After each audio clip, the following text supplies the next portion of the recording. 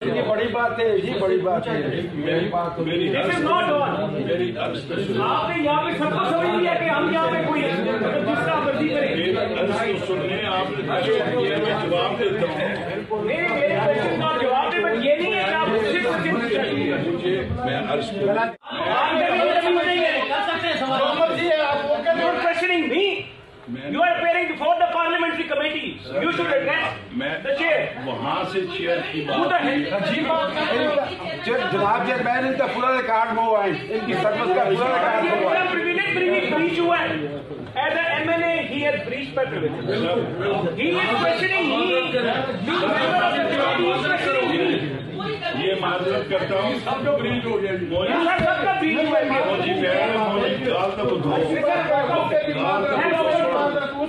ये क्या मतलब है? हम यहाँ पे पेश हुए हैं। ये कोई बात है? हर जगह पर कि मैं यहाँ पे कैसे पेश हुआ हूँ?